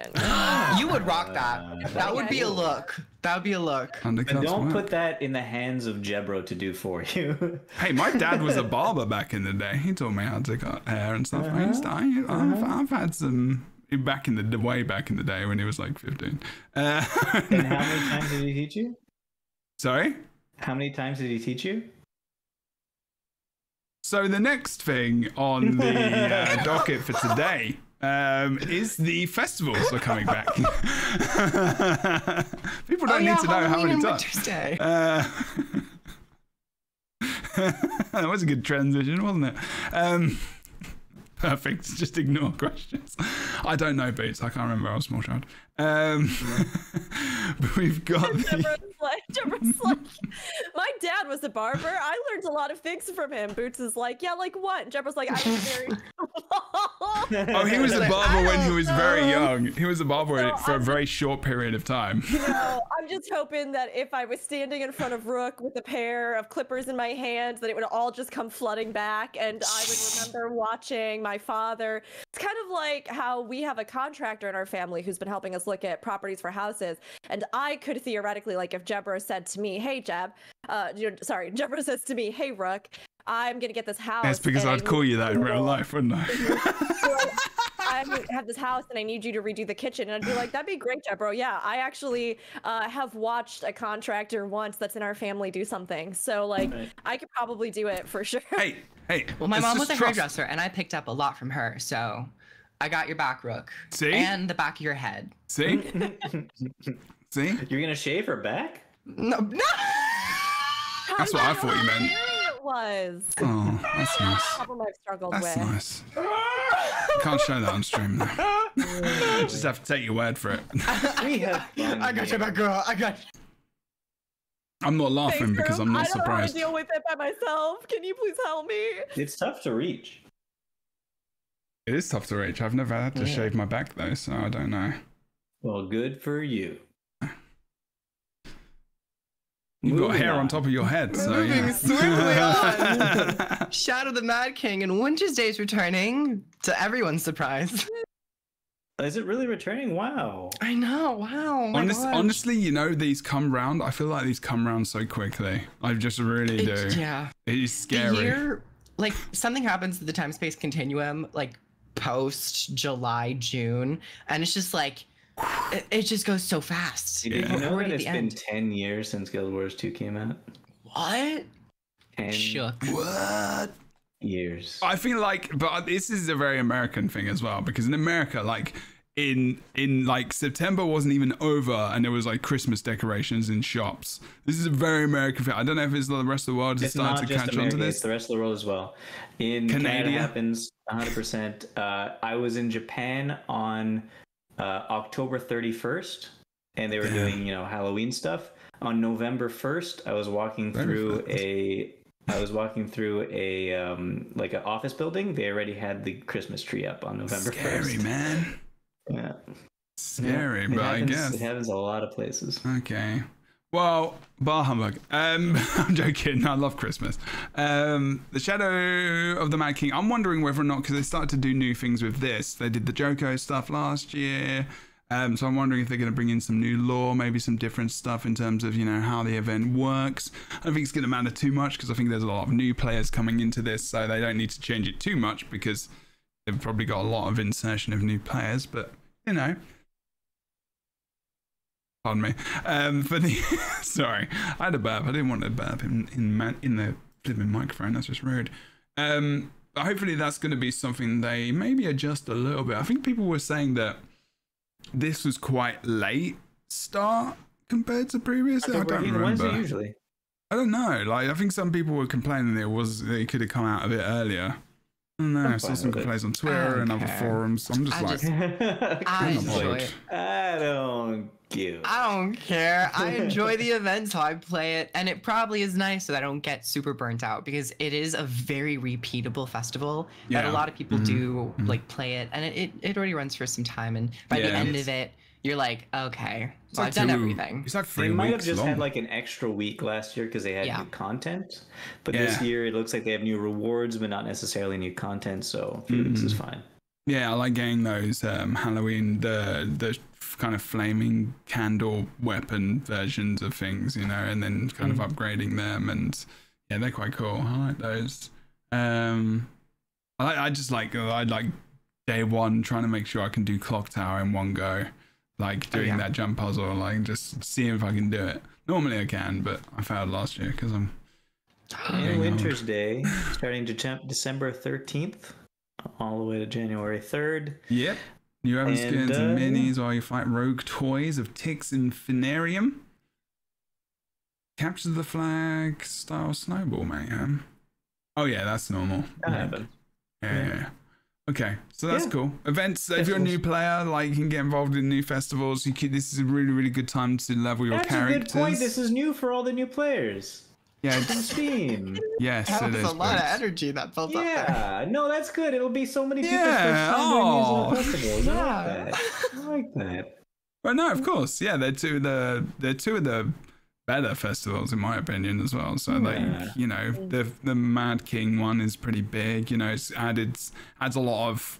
There's some funny moments in there for all the different things. You know, you can farm and get good skins. Like this is a really good opportunity, and also Shadow of the Mad King is a really good one for farming XP for leveling characters. So if you're a new player, it's one of the best times to level a character. So.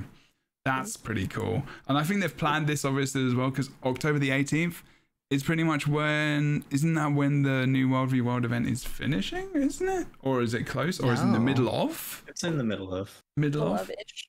Mhm.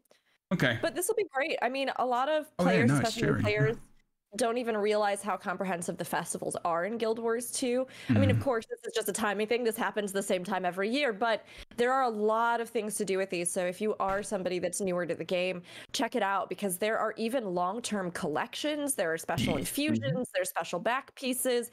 There are all these different things that you can work on while you go through it. A ton of rewards that actually just come from it, but also some little additional things, exploring the world and, you know, getting the candy corn and all this other stuff that people don't even realize are massive parts of the whole festival, or that there might be little side questy-esque things that you can even unlock stuff or long-term work towards something, because that's one of the great things about Guild Wars 2's holidays. They constantly are, you know, either adding new stuff to them or just like incentivizing you to do them in a lot of ways, and it makes them kind of a fun longer term thing rather than just oh, well, this thing's here again, I guess we'll do it, you know.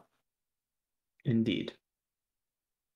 I always like corroborating a very long thing that Rook says that's very informative with just like, yes, I agree. Just added punctuation. It's good, yeah. It It's makes me better than feel good silence. too, you know? Yeah, it's a return. It's a return. It's you could paraphrase as well if you want. To make you feel even more. Rook says it perfectly, so it's like, why even, you know, it's good. Yeah. Okay. Shows understanding. That's all. It's okay. Oh, you're using your therapy. Maybe. Maybe just a tiny little bit. Rephrase it so that it sounds like you listened. Well, if you're paraphrasing and it's right and that's it, then you were listening, hopefully. Because if you're not, they're probably not going to come back. They'll probably think you're an arsehole and they'll probably will not like you. So what I'm hearing is that you don't like fudge. No, that's not at all what I was saying. I'm obsessed with it.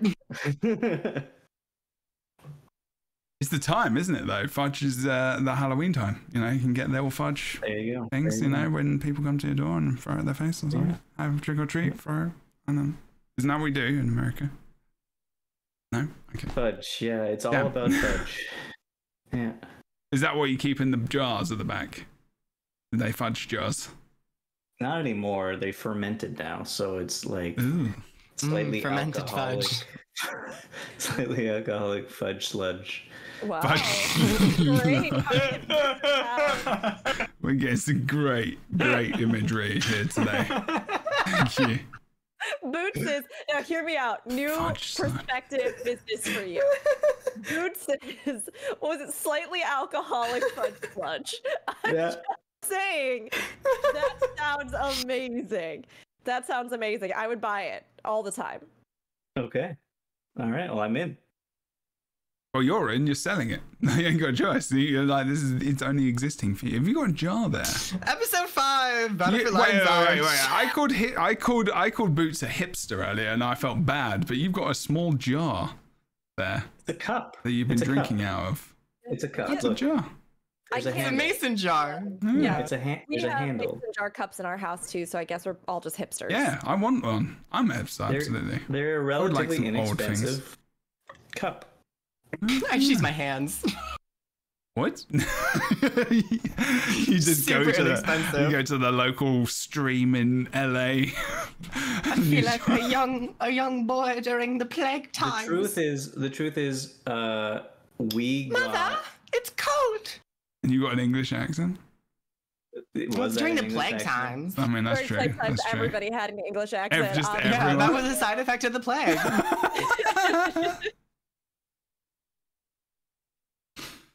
How did we end up in these places? How? The plague. Season 1, episode 5. Yes. There's been so many episodes. Finale, Battle for Lion's Arch. Yes, and this should be very good. I feel like I've been banging on about this for a long time. It is my favorite one. Battle for Lion's Arch was awesome. So we're going to get Strike for this as well. We'll also be adding a new Strike mission. Did we know the name of this? We never knew Before. the name of this. And Oh. the name The has Breach Maker. totally shifted. No. Old Lion's Court. It's Old Lion's Court. It's the breach maker. No. No, the name of it I is don't Old think- Lion's Court. The breach maker.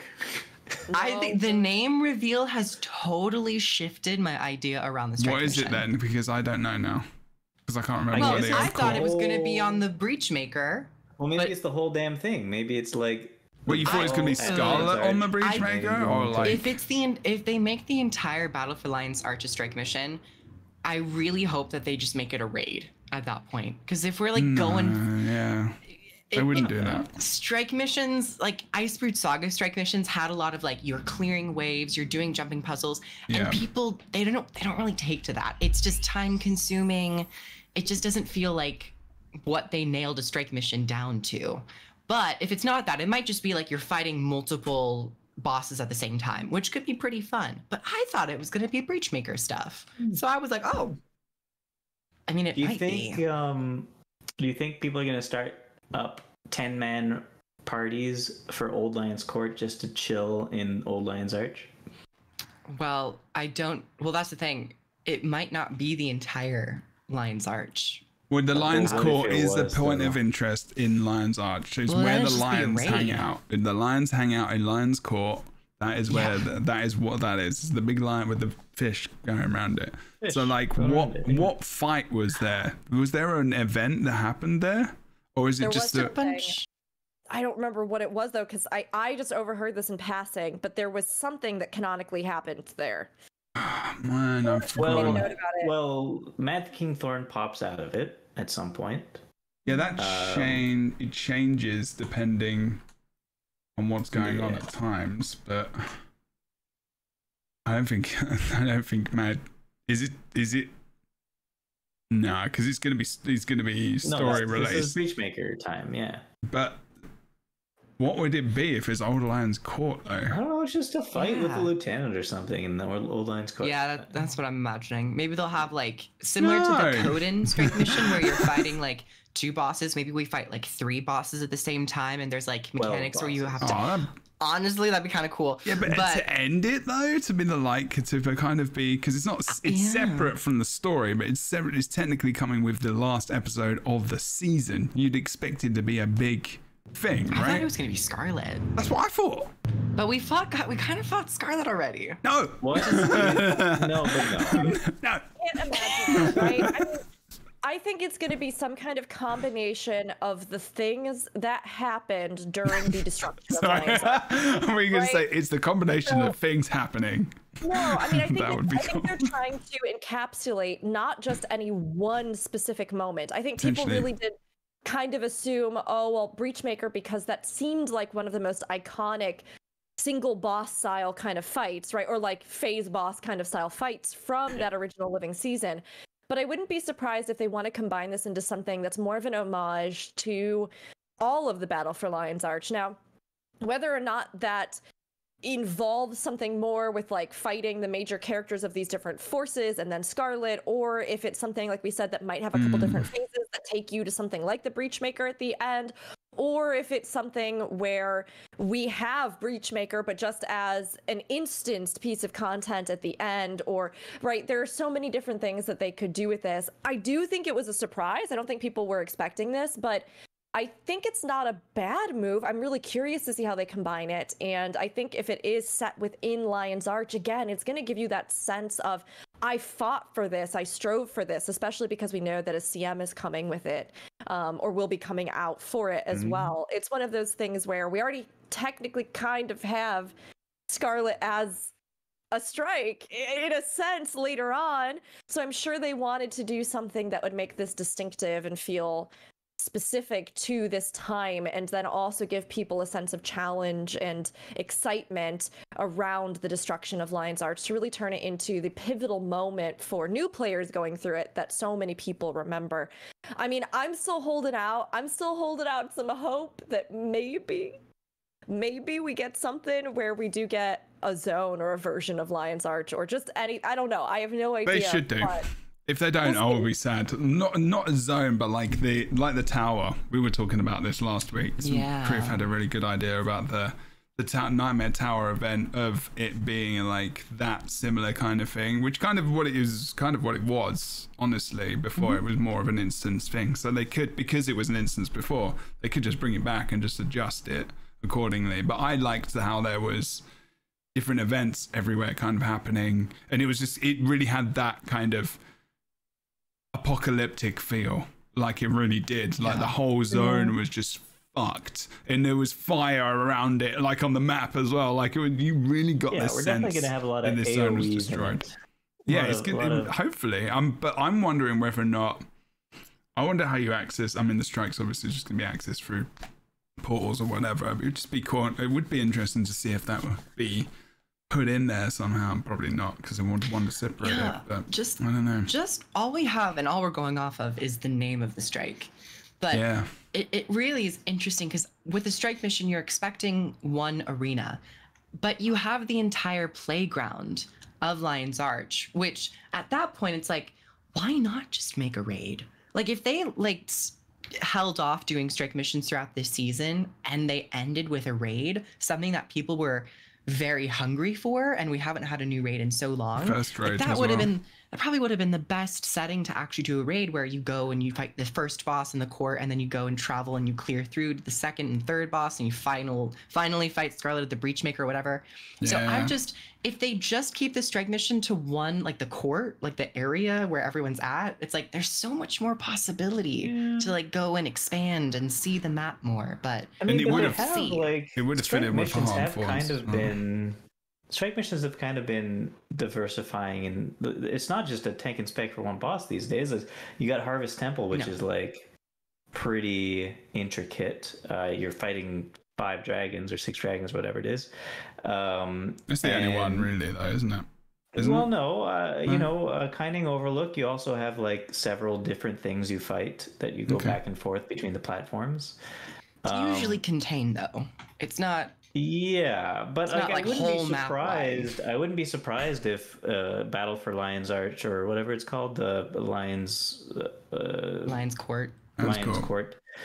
I wouldn't be surprised if it starts in Lion's Court and then you hop onto the Breachmaker to finish the fight. You know, like that would still be a strike mission as long as it's not ridiculously long. I think what Kroof is saying is that there is a good opportunity to potentially have it as a raid, especially in the core game. Like, you know, if you think about where raids start in Guild Wars 2, you start raiding with Heartthorns. Like, Heartthorns is the expansion. There is no other raid content. This would be a free strike essentially for people to access, right? So they can enter this strike because they've got the game, I guess, free play game. They're going to be able to play this. This is actually I don't think people have talked about this much. This is huge for core game. We've talked about this. I don't think other people have talked about it. Does that mean that there's going to be a strike portal like in the center of Lion's Arch? Well, this is the thing. Like, how it's probably going to be a shrine, because with End of Dragons, there's usually like a little pedestal thing that you interact with. So it won't be that like visually noisy, or you can access it through the aerodrome. I think that's a great way to introduce players to the aerodrome would be a good place. Yeah, I mean, yes, I would love more raids in the game.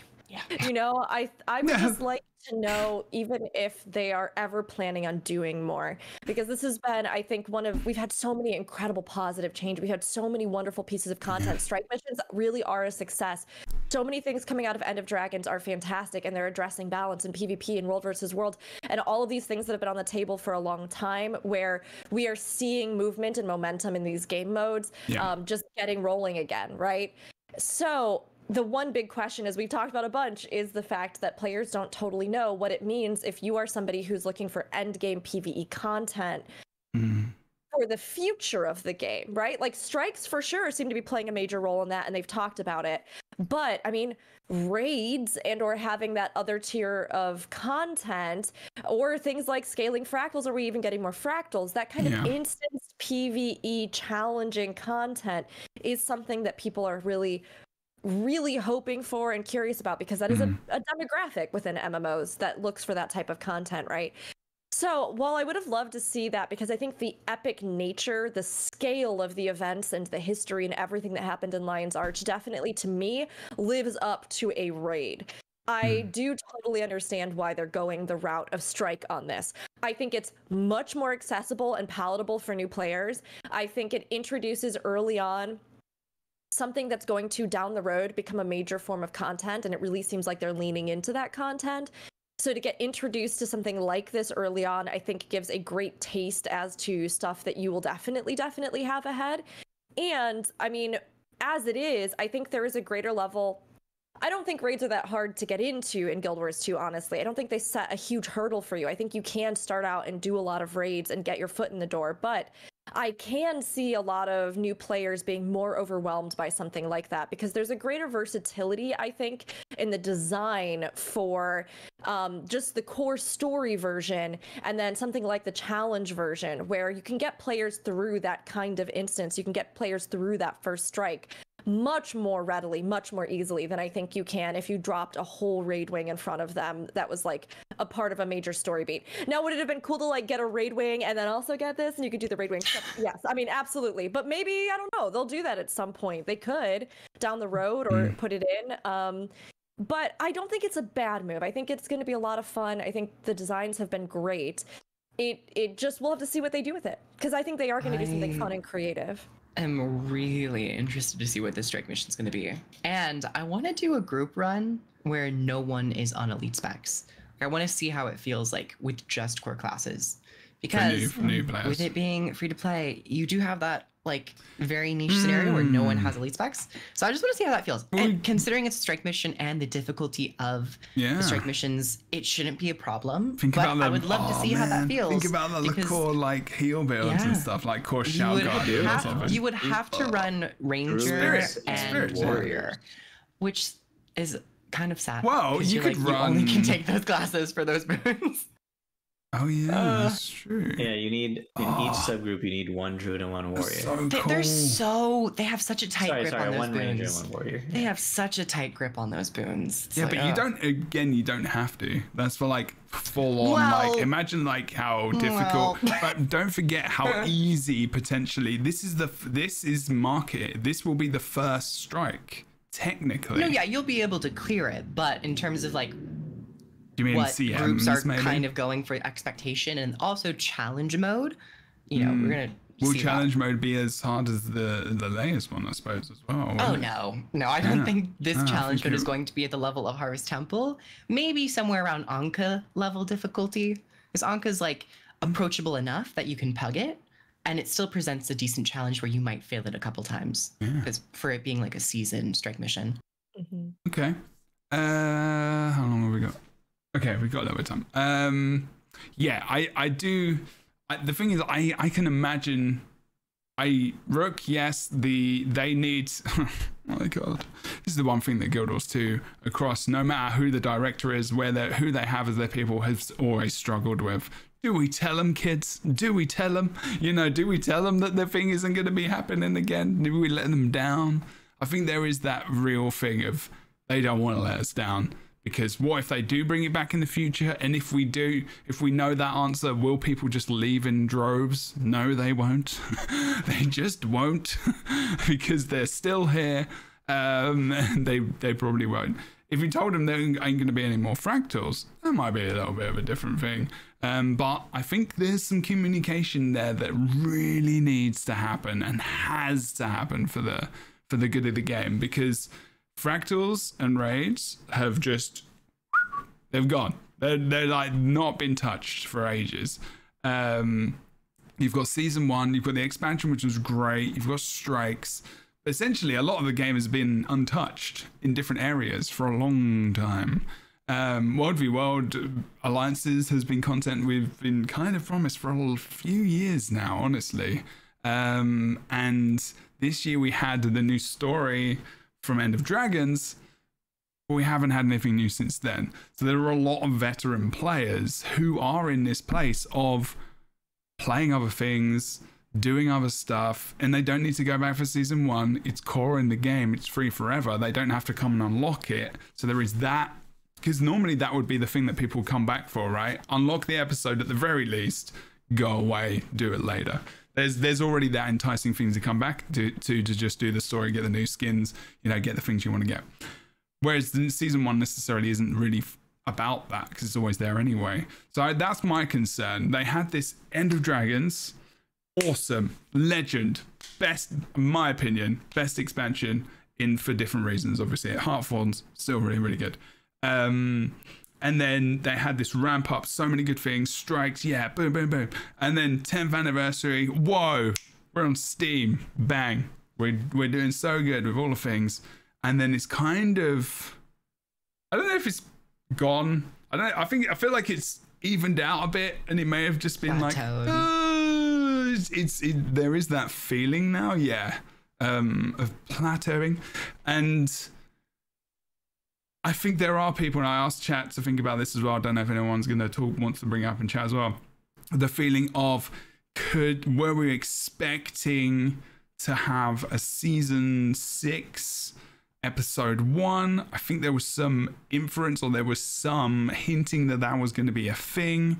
And there is some disappointment in the community. I've seen people post in forums, I've seen posts on Facebook, I've seen YouTube videos, I've seen other things talking about this as well. It's not a huge outcry, but I think there are people who are definitely disappointed, or even just thinking about, if this ain't coming now, like, when's it going to come in 2022? January, February is like I don't know, I'm trying to remember when 23? Guild Wars 2 actually like releases content, like new content. I don't think it's like January, I don't think is the time. So it's going to be Feb, probably. Yeah. Is normally the time. So I'm wondering, Probably like, really Feb. chat, people here, what do you think? Opinions? Do you really give a shit? Like, does it matter? Like, we got stuff coming anyway. Like, we got stuff, we're just chilling. We're kind of used to this by now.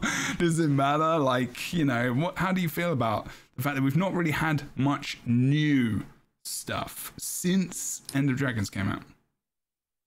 You're working on it. Yeah, it's always a work in progress, and I think that the Battle I know, for I keep Lions seeing the Arch dog as well, sorry. episode. Little chin. Happy to do his squeaky. Yeah, you like it. Yeah, you like that. Anyways, I think that the Battle for Lions Arch episode is whether you're a veteran, you've played this already or not, I think it is enough of a spectacle and enough of a moment to replay. So I think even a veteran's perspective, myself included, I am kind of approaching this as quote unquote new content, because we haven't had this in so long, and I'm just interested to see how it's going to function.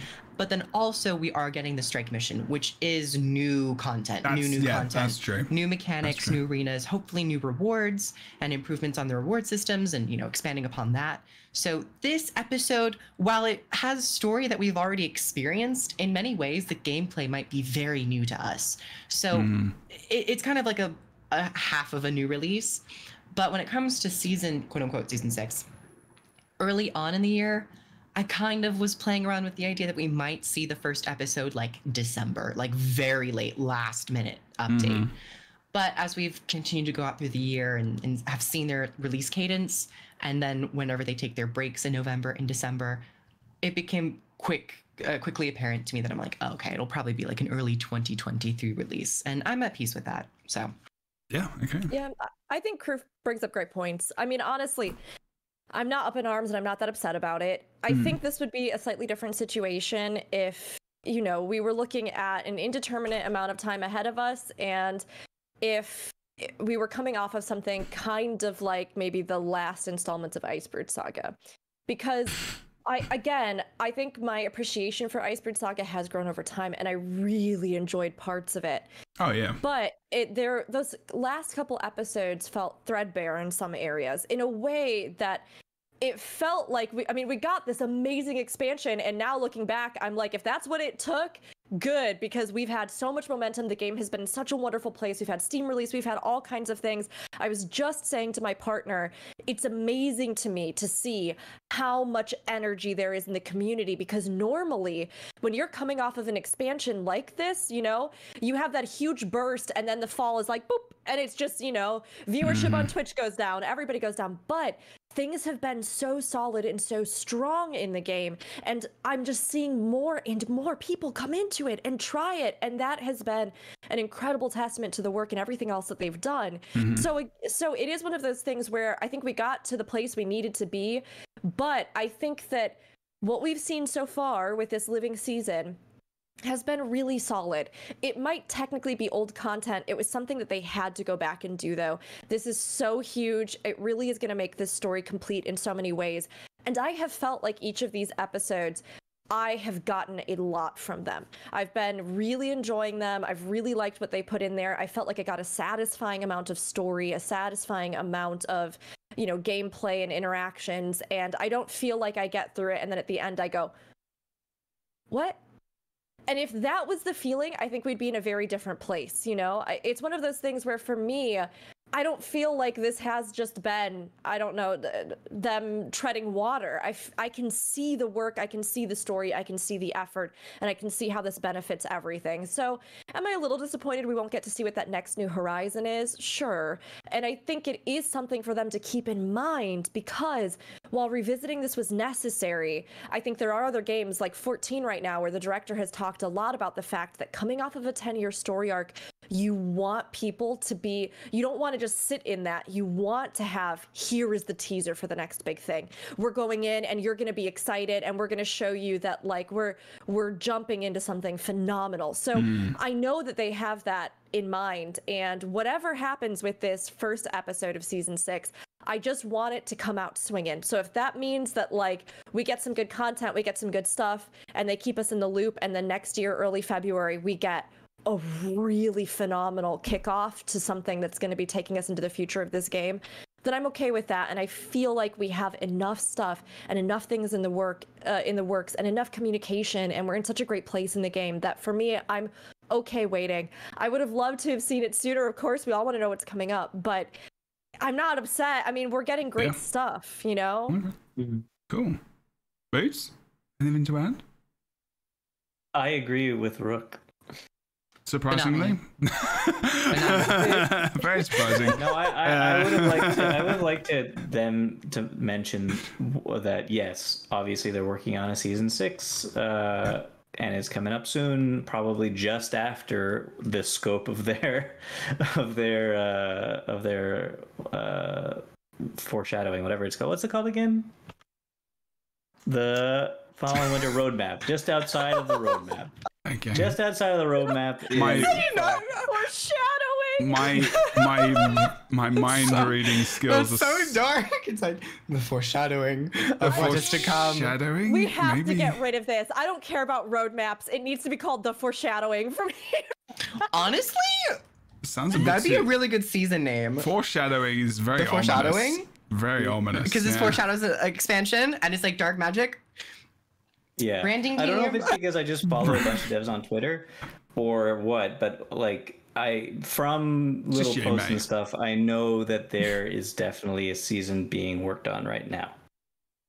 We all know, I yeah, think- hopefully. Yeah, they confirmed it Jesus multiple Christ. times. Confirmed it otherwise. Well, Yeah, we know yeah, they're okay, working good. on an expansion, so they better be Yeah. leaning on the thing which leads up to it. I hope so. Yeah. But anyway, so I'm looking forward to it. Okay. Do I care that they didn't mention the roadmap? Not so much. I didn't think it was coming before January anyway. So Yeah. Interesting. And to just touch base with what Rook said in terms of keeping veteran players in mind with releasing content. I know sometimes during Extra Life and these great events, at certain bullet what are the Tiers. tiers, like rewards, certain foreshadowings. I think we're all going we're all losing the ability to find words that we want, but sometimes they will tease out and release like concept art, music, and even like a line of dialogue that a character says, like certain elements like of season 6 would be good to see, if not for the Extra Life live stream, perhaps in like December. I mean, they like right did it before for break. the. I don't know. They did it for Like, the they did it for expansion. They expansions. did That's the what I'm Echovold saying. Wild artwork, Yeah. didn't they? Because we talked about it then. Yeah, so if they they did felt that. comfortable sharing like expansion content, Yeah. I would like to see some content with the season 6, and we know it's going to be in Cantha, so it's not much of like, oh my gosh, we're in Cantha. I mean, So, honestly, they just yeah. need to bake a ton of that stuff into the rewards, and they will smash that home easily. that would be People a- will pay to know. Like, do you know what I mean? They really would. They should put that into layer goals, and they should just be like, we'll give you the title of the next thing. It would be cool. Yeah. I think it's a really good incentive, and it's for charity. It's actually really would like that. I've got fruit flies. I feel like I'm Croof. Didn't get that one, unfortunately. I've got to take lessons from Croof. But yeah, my own opinion. Fuck off. My own opinion. In my opinion, fuck off. Sorry, people. In my opinion, yes. I'm not that bothered. I think this because personally I have lots going on in my life right now that, you know, if something doesn't come up, like, it's not really a bother. I think when we start to really focus on games and content that's not releasing, and there might be some gaps within our own lives, and that can, you know, manifest in other ways. Being disappointed at not getting the things we want, and maybe from video games could be a thing. So it might just worth thinking about that, people, if you ever get mad about something like that. I do understand though that obviously there are veteran players who feel like there's not been anything end gamey for a while. There is a strike, thankfully, which is coming out, which hopefully will, you know, soothe the taste buds, or whatever phrase I want to come up with for that. And just generally, it's an interesting question though, because I mean, strikes. What? The way I understand, no, I'm just thinking about strikes and raids for a second. So the way I understand it is strikes are here because it's a good way of making end game content. Because you already have to make these things for the story, and then you could just tweak. You can recycle things. You don't need to spend as much. It's not recycling so much as it's, you know, repurposing. It's repurposing, exactly. Yeah. Same word, but it's okay. And I think what they said originally was the intent of the strikes is to get people more into 10-man content in order to road. To make them go into raids more often. And if this works out, if people do a lot more strikes and raids, then we'll make more raids. I would like to know when that trial kind of comes to a head, you know? Like, when will we know that it worked and it's time to make more raids? Oh, that's kind of what Rook was saying earlier, though. Like, you know, knowing about just an answer for raids. I don't think that's their intention anymore. Honestly, I think underneath their plans it all, shifted. I think they're saying. I had very similar questions in the middle of Icebrood Saga, because I remembered saying like, okay, so we've had like 4 strike missions. When are we going to get the next raid? It's supposed to be a ladder, but I think with the quality that they have brought with the strike missions, I'm at peace with them being the end game content. However, I've personally been slightly disappointed that we haven't received any more strike missions for season 1. So I was under the impression that they would have come a bit faster, but hopefully in the future, you know, season 6 we'll get more releases at a faster pace, because it's mostly just going to be one boss most of the time, I imagine. So yeah, it might not be what they're planning anymore, but I do enjoy the prospect of a raid in the future, as I think many of us do. Yeah, I would like that to be a thing for sure. I don't think with the way things are going, I think strikes just serve a community goal more so, and I was going to say they can pump them out more often, but they're still not that often. But it's easier to do, I would say. I don't know. I feel like I'm gonna just contradict everything I just say within 1 or 2 words talking about that. But anyway, yeah. But it comes back to the age-old question. I think they need to get to a place where they feel like people are okay hearing bad news about something, but also just Did you see how Scrappers reacted? They're not. No, but Scrapper was not. The community is not in a place to receive bad news. Scrapper wasn't as bad as Warrior though. Warrior was the worst. That balance patch was like pretty bad. That was the worst time. But also like, I mean, that's awful though. Imagine being held ransom like that by a community of people. That's disgusting, honestly. And I think it would it would want me to be more honest with the community, just to be like, you know what? This is the way it is as well. Like, you might not like it, but you know, we're not going to take that abuse. And there was actually like a lot of stuff coming out from Bungie and other game studios recently where people are just this way now. They're just massive assholes. And like, at the end of the day, you're just going to have to go with it, because like, people are just going to be like that. The thing is, it is a hellscape out there right now. Everyone is mad. Everyone is upset. Everyone is sad about something, because the world is a bit fucked. And I mean, let's think about it, people. It is. We don't have to sugarcoat this. No matter where you are living, there's something bad going on in your life, in the world that we live in today. And it is a horrible thing to think about. But there's also a lot of good stuff, you know, and like games are one of those things. And we can create communities on honest places that people find safety. And online, for a lot of people, that is the case.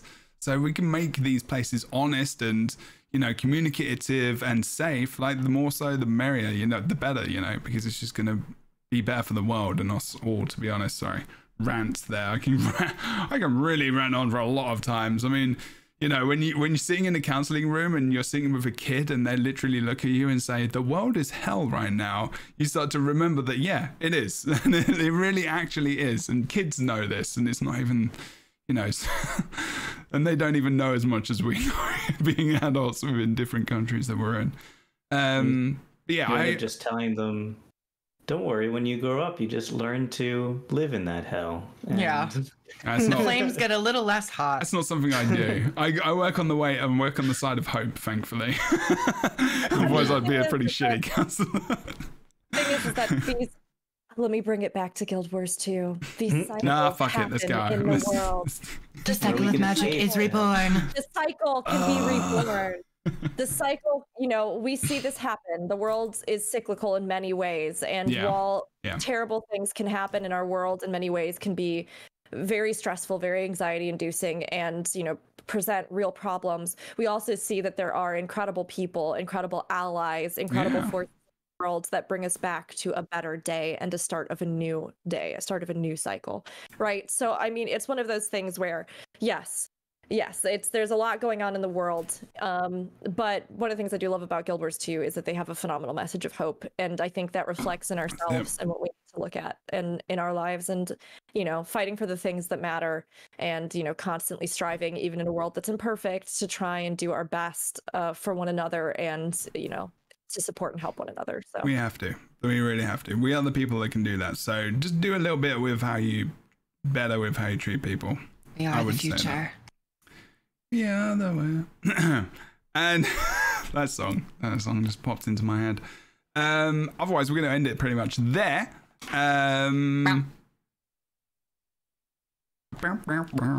that like Frasier or Seinfeld exit charts music? I've never seen that. That's okay. What show is that? Was it before you were born? Seinfeld. What show was that? Or the other one? I'm kidding. I know what Seinfeld is. I've not watched much of Seinfeld. Boots is just. We watched some of it in my. It's aged 100 years. Yeah. We watched it and some friends in philosophy. So. You what? In philosophy, we watched some episodes of Seinfeld, and I think Friends as well. What episodes did you watch that? I remember they were like in a car park. I'm not the one who needs to go in 4 minutes. I can't really remember it, but I remember we did watch it. Anyways. Outros. Yes. I'm fine with seeing it, but like, yeah, let's go. Kriv, tell us what you do, where you do it. Let's give me some really Hi, nice everyone. stuff. I'm over on YouTube. You can find me at Kroof. I do a lot of Guild Wars 2 videos. I might also start making a little bit of content about Overwatch 2 because it is a very hectic game. There's a lot of issues. Really?